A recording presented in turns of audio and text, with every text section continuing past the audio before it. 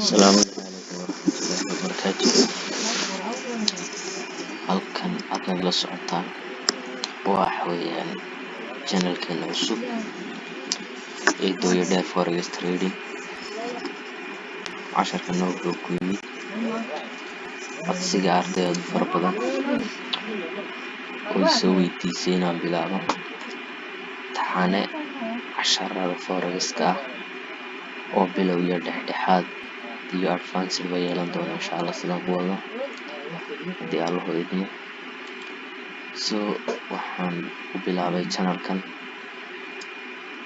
waxaa jira dad keenay waxaan forex ahayn Soomaali badan oo qofkii miskiinka ahaa ee doonaya inuu forex ka shaqaysto isagii fursad u arka doonaya jeebkiisa inay baadhaan ka hor intaanay waxay yaqaaneen aanay baran.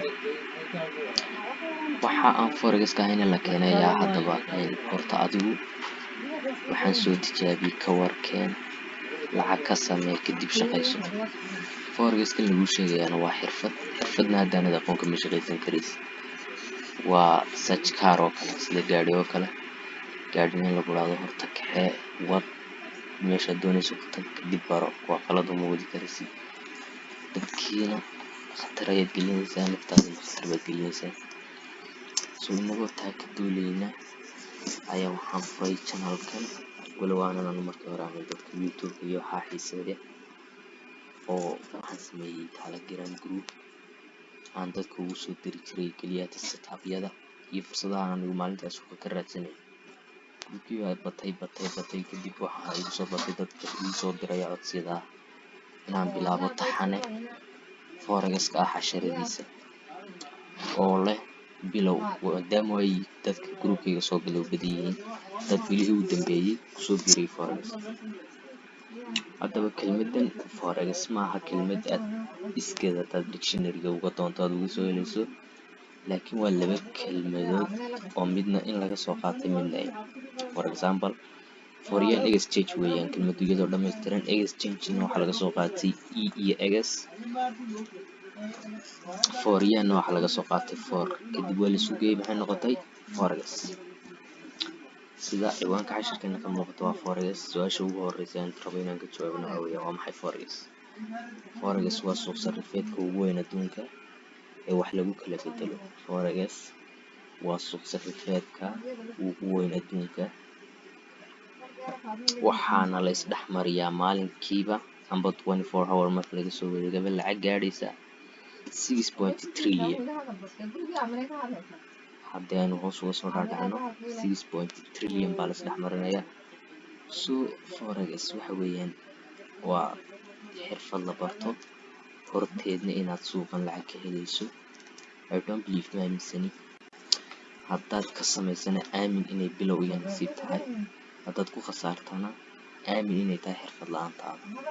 maaha forex meel nasiib u baahan oo leedahay alla waygu beeg ee waa meel u baahan xirfad iyo inaad waqti geliso kadib aad noqoto full trader si aad sadabkaaga maalintaa u diyaarsan karto, khasaare iskaga ilaalin karto, waxna uga faa'iidi karto.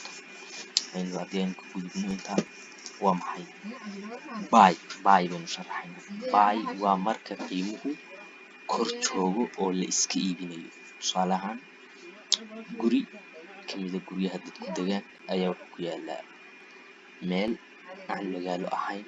marka meesha uu ku yaala aan magaalada ahaynee tuulada xeebaha meelahaas oo kale aanay dadka badan ku badnayn waad iibsanaysaa. kadib marka meeshii la gaadho ay magaalowdo gurigii maxaa ku dhacaya qiimihii uu markii hore ahaa wuu ka kor marayaa oo wuu ka qaaliyoobaya. buy waa markuu qiimuhu kor joogo ee la iska iibinayo. gurigiisi markuu qaaliyoobay aad iska iibinaysay weeyaan, markuu jabnaana aad soo iibsatay.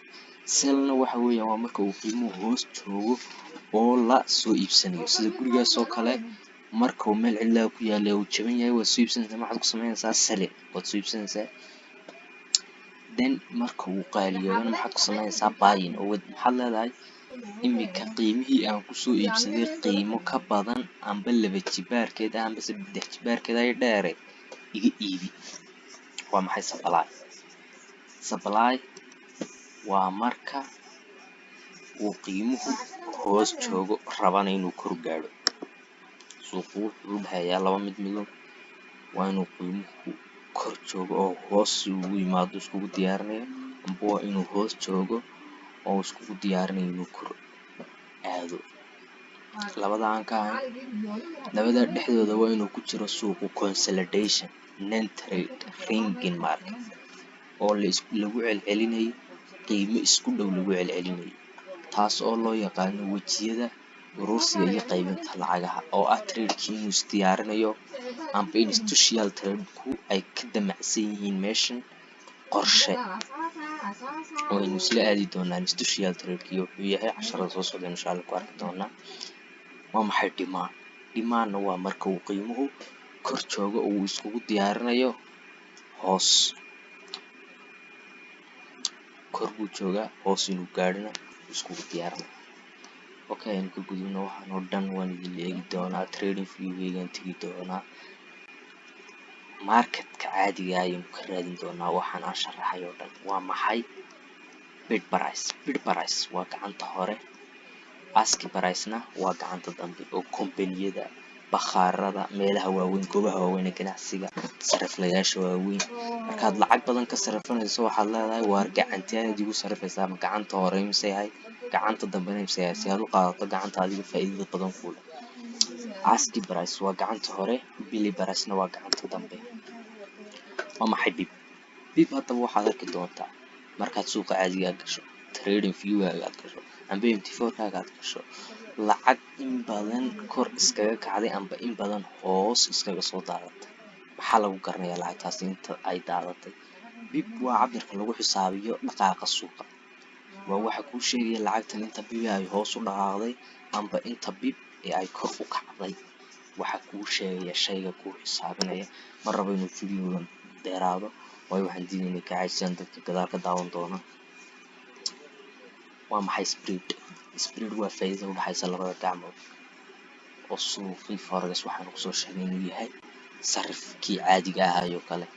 haddii matalan tusaale ahaan aad tiraahdo aniga sarifkayga waxaan furayaa meheradayda sarifka xilliyada ay dadku hurdaan, sida 11 habeenimo kale, 2 duhurnimo kale, xilliyada ay dadku hurdaan, haddaad tiraa meheradayda waan furayaa, spreadkii faa'iidadii labada gacmood dadka wax kaa sarifinaya dhammaantood ganacsigaaga u yaraanaya.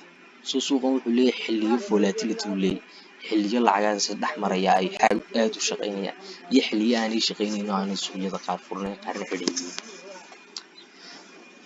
horta suuqan waa suuq 24 hour furan, laakiin 24 hour-kaas uu ka kala fiican yahay waqtiyada la trade garayo. adigu tusaale ahaan haddaad meherad ganacsiyeed haysato ood meheradaada furto 11 habeenimo, meheradaasi ma noqonayso meherad ay wax ka soconayaan. hal mar aan soo durmaro si aan iyadoo live kuu tuso, waayo ma rabo inuu video-gan dheeraado.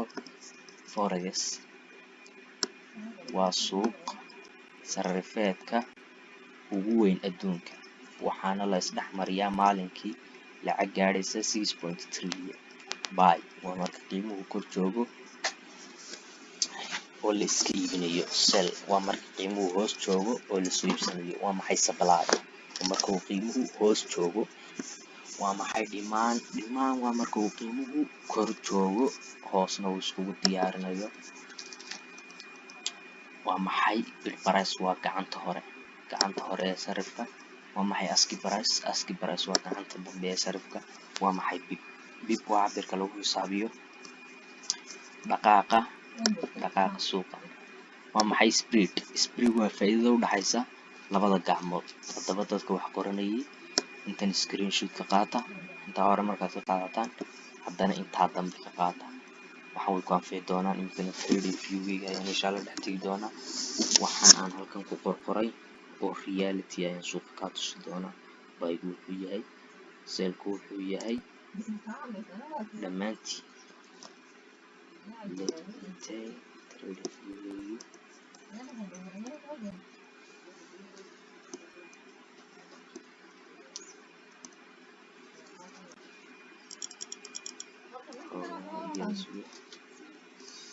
shaxiga shax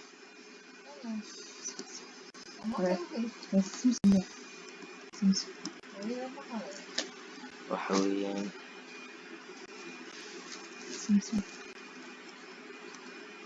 already viewgii baan dhex tegayaa, wuu ii wareegayaa. Isugu insha Allah waxaan iska saaro, qof ayaan ku tustusayay.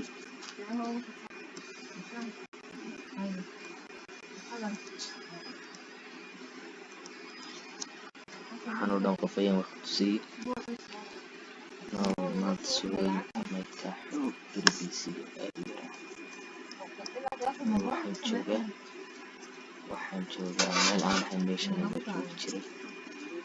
magaalka ka yar baxsan baan waqti nafisa kusoo qaadanayay, soo saasuu qofka buluus yahay.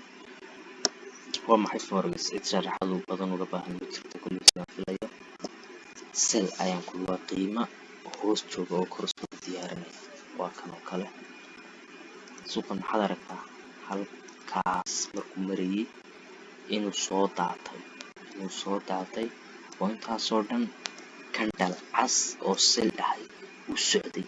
sel maxaan ku yidhi waa suuq kor jooga oo hoos soo aadaya, amba waa qiimaha marka iska iibinayo. suuqan waad aragtaa halkan inuu kasoo daatay. selka lagu sheegay waa kandhalka cas, midaba kale u yeelan karaa, midabkaa doontaad u samaysan kartaa.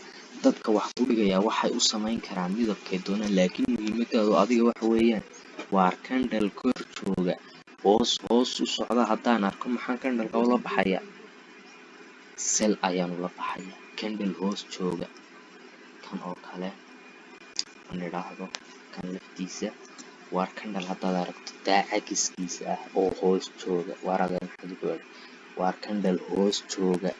hoos buu kandhalkan joogay, kor buuna rabaa inuu kaco. kandhal kasta oo hoos jooga midabku doono ha lahaado, siduu doono ha u sawirnaa. aniga imkaana ii tahay casaan iyo akhtar, buluug iyo casaan bay noqon kartaa, midow iyo casaan bay noqon kartaa. It's not except you that color. adiga kuma qusayso midabka uu yahay, muhiimadaadu waa halkuu socdaa, halkee ayuu u socdaa, ma kor buu u socdaa mise hoos buu u socdaa. waa kan kii casaan idin sheegayay, meexuu joogaa meel kore ayuu joogaa. saad arkayso wuxuu joogaa 1.60.20 buu inoogu beegay actually. muxuu sameeyey soo daadasho aad ayuu sameeyey. kandhalada isku xiga ee hoos u socda waxaad arkaysaa. waxaad leedahay waa suuqan baayariskii maxaa ka awood batay? salariskii baa ka awood batay adeerow. baayariskii already korkii ay u socdeen waa laga diido, maxaa loo soo kaxeeyey hoos.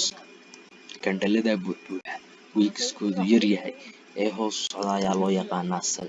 waana suuqa markaa lasoo iibsanayo qiimuhu jaban yahay. baayna maxaan ku yidhi kandhal kasta oo meel hoose ka kaca meel sarena ku socdo maxaa loo yaqaanaa? baay baa loo yaqaana.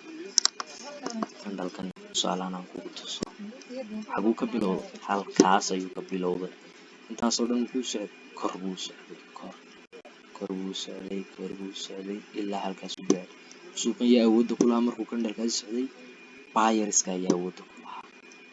baayariska ayaa awoodda ku lahaa oo selkii ay hoos u wadeen waa laga diido, suuqa kor baa loo kaxeeyey. tusaale ahaan 2,000 oo qof oo sel waana la askareeyey ayaa tusaale ahaan nidhi war suuqan waa sel. 3,000 oo kale oo inaga badan oo bankiyadii, institutional traderskii, retail traderskii, central bankiga, hertzriskii, governmentkii ay ku jiraan maxay idhahdeen adeero waad qaldantihiin. suuqani waa maxay? waa baay. weli waxaan idhaa anaguna sel baanu aaminsanahay. waa inaayo goobta dagaalka marka la imaado labadeenii kooxood miyaynu guuleysanaynaa? may ma guuleysanay. tartanka kubadda cagta garoonka waa lasoo wada galaa, waa la ciyaaraa. ciyaartu markay dhammaato miyaa siidhoodu odhanaya labada kooxood bay guuleysteen? may, only kooxun baa guuleysanaysa. kubadduna waa barxad iyo barmadow. adiga maxaa laga doonayaa mar walba sideen u raaci lahaa kuwa guuleystay? mar walba anigu sideen u raaci lahaa kuwa guuleystay si aanu suuqani lacagtayda iigu cunin ee aan anigu lacag faa'iidaa uga sameeyo, khasaarihiisana aan uga digtoonaado markasta. waayahay qiimuhu halkaasuu ka kacay ilaa halkaasuu tegay. waxaynu nidhi suuq hoos jooga oo kor u kacaya, suuqaas waa maxay? waa baay. halkaa haddana markii la marayay waad aragtaan waa laga awood batay. salariskii oo 20,000 oo kale oo qof oo laga yaabo inay markaa hurdeen intaa kor loo soo kaxay ayaa markii yidhi suuqan sal baa ka filaya. Buyerskii maxaa ku dhacay? Waa lasoo cadaadinay, waa la cadaadinay, waa la cadaadinay, waa la cadaadinay, waa la cadaadinay, waa profitkoodii oo dhan markuu halkaa joogay uu soo yaraanayay. Markuu halkaa joogay suuqu minus uu ku bilaabay buyerskii intii ka baxday uu waday ilaa intaasoo dhan suuqu maxaa ku socday? Daadasho amba sell buu ku socday. Sell iyo buy waxay yihiin hadda inaad ii fahansantiin ayaan filayaa. oo waxaan ku yidhi kalarkay doona ha lahaado, ha guduudnaado, ha madoobaado, it's not accept you. Adigu waxaad eegaysaa meel sare ma ka imid, meel hoosena ma ku socdaa, waa sell. Meel hoose ma ka tegay, meel sarena ma aadaya, waa maxay? Waa buy. Actually inta inaad ila fahanteen ma filayaa. Maxay noogu xigay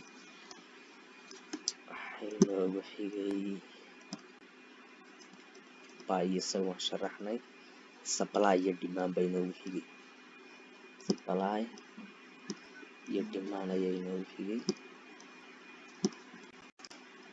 Supply already waa lamid, wax yar un kaga duwan oo kanoo kale waa la odhan karaa waa supply, laakiin kan lama odhan karo demand, waayo sharcigeena ayaa dhigaya in supplygeena uu noqdo meel aad looga daato, kandhalo isku xigxigo aan week lahayn aan lagu arko.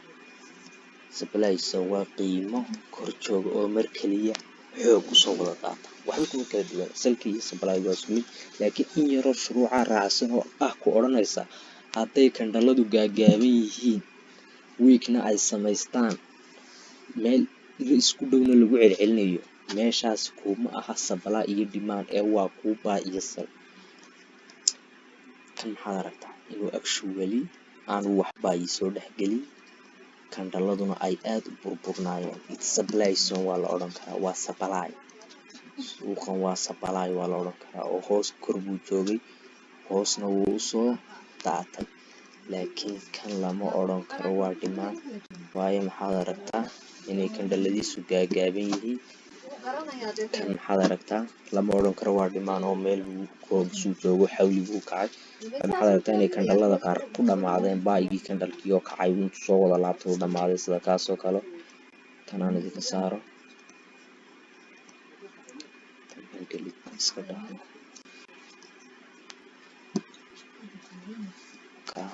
Kandhalkaasoo kale marka maxaad aragtaa inuu dhamaado. Laakiin kuwan wax dhamaaday ma ku jiraan, oo intay sal soo daataan haddana dib loo trade gareeyo kandhalkii uu week keliya ku dhamaado. Kanoo kale ma aragtid, week yaroo kandhal naqan buu noqday. Markii hore kandhal ilaa halkaas waa kandhalo dhaadheer oo isku xiga ma laha. Soo suuqa wankeedana aan ka raadino demand, meel demand oo suuqa mar keliya xawli uga kacay. Si wixii i tusoo i taabsiyaan idinka dhigo.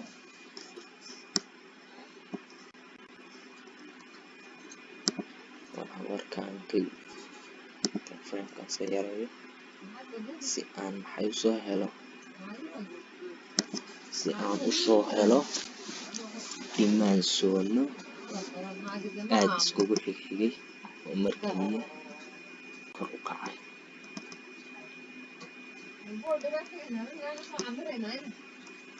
Tan frame ku yaryahaad ka helaysaa dhamaan shuruuca.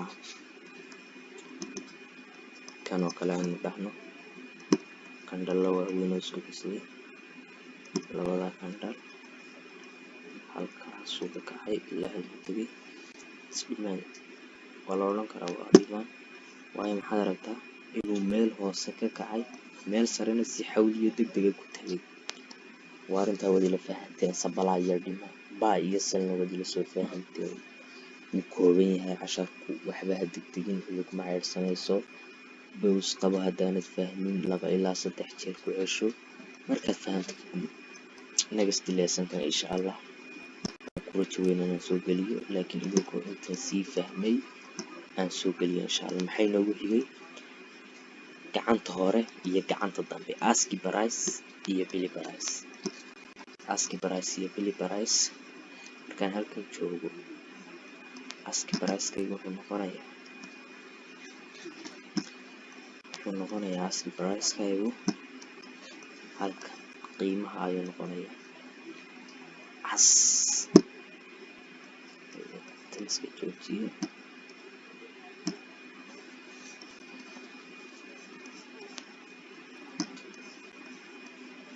qiimaha aski barayskaaga wuxuu noqonayaa 1280.328. bili barayskaaguna wuxuu noqonayaa 1280.747. oo always waxaad arkaysaa inuu bili baraysku ka fiican yahay aski barayska, waayo kan waa 328 baa u dambeeya 388. bili barayskana maxaa u dambeeya 747 waa sanaadi .747 iyo .328 buu kala yahay. bili barayskii iyo aski barayskii waa ka badanaa markaad trading viewgaaga joogto iyo markaad mt4 kaaga joogtaba si clearly aad u arkaysaa bili barayskaaga iyo aski barayskaaga, waana kuwa haddan ku muuqda aniga. bili baraysku wuxuu yahay kalarka guduudka, aski barayskuna wuxuu yahay kalarka buluuga khafiifka ah. aski barays iyo bili baraysna waxay yihiin wadiga haysataa. waadiga fahanka bows qabo, haddii aanad fahmin ku soo cesho intii hore, boogiyo qalin soo qaado, qoro markaad fahanto in ka guud insha allahu tacaala. okay, aski barays iyo bili barays adiga haysato. bib iyo spirit baa isku keen hadhay casharka kan maanta. bib baan ku yidhi waa cabirka lagu xisaabiyo dhaqaaqa suuqa. oo maxaan ku garanayaa suuqan kor buu u kacee, intan bibe uu kacay waa maxay, sababtuu u kacay maxay tahay. sababtuu u kacay waynu isla garano, waxaynu nidhi buyerskii baa sellerskii suuqa kala wareegay oo way ka awood bateen, way ka dad bateen. hadday noqoto hartaris, hadday noqoto government iyo hadday noqoto specular. bibkaan soo qabto waa calaamada always aniga halkay taala number 1, number 2, number 3, number 4, number 5, number 6, 7, 8, number 9 ka ayaa aniga ii taala. actually waasaan trade gareeyo meelo kale ayaad ka soolaysaa, halkaas ayay weli kartaa tagastu aniga yaalo, halkaas ayay weli kartaa. laakiin waxa aad ku garanaysaa amba calaamada ay leedahay aad ku garanaysaa waxa weeyaan waxay u dhigan tahay sida mastarada ay u dhigan tahay. waan soo qabanayaa, click ayaan siinayaa, halkaa uu suuqu ka bilaabmay ayaan ku qabanaya kaga qabanaya. waan ku wadayaa ilaa halka uu ku dhammaado. calaamadayda waan jiidanaya, way la soconaysaa iga hadhi mayso. suuqu intaa muxuu yidhi imsa bib buu dhaqaaqay, waa taa 35 bib halkay kugu qoran tahay ayuu suuqani dhaqaaqay. 35 bib ayuu dhaqaaqay. 35 bib ayuu dhaqaaqay. markaad doonayso hoos inaad kaga soo qabato, kalarkeeda buluugi wuxuu noqonayaa guduud. haddii aan hoosta kaga soo qabanno halka uu ku dhammaaday kaasi keenana, taasna waxay noqonaysaa 54. always halkaas aynu kasoo bilownay, halkana waynu ku dhamaynay, halkaasaynu ku dhamaynay 53 ilaa 54 bib inta u dhaxaysa ayuu noqday. spirit waxa weeyaan faa'iidada u dhaxaysa labada gacmood. waa ta aad raadinayso, waa ta aad doonayso, waa ta aad ku trade garaynayso. euro iyo USD tusaale ahaan marka aad isku sarrifto faa'iidada aad faa'iidayso weeyaan spiritna waad iga haysataa, bib waad iga haysataa. mt4 inaan idinla soo dejiyo ayaa igu keen hadhay. casharka dambaan isagana insha allahu tacaala ka dhigayaa. taxanahana wuu inoo soconayaa ilaa aan ka gaadhno heer aad noqoto qof xor u ah dhaqaalihiisa, oo aan signalna u baahnayn, setup uu qofka daba sugan aan u baahnayn. waan soo koobay videogan, aad umaan sii dheerayn, anoon doonayn inaan anoo dad badan iska hadlayaan caajisiyo dadka, balse intii muhiimada u ahayd wargeyska muhiimadiisii koobaad waad iga haysataan. waa wax ka yar 25 daqiiqo. iska daawo, ku celcesho muhiimadii forex weeyaan. si aanu ku dhibin next lesson kan waa inaad noqotaa qof uga adag siduu isaga ilaahay uga adag. Asalaamu calaykum waraxmatullaahi wabarakaatu. Waxaan idiin soo rajeynaya inaad faraxsantihiin dhammaantiin inta suulinkan kaga jirta casharka iyo inta gadaal ka daawan doontaba. Asalaamu calaykum waraxmatullaahi wabarakaatu.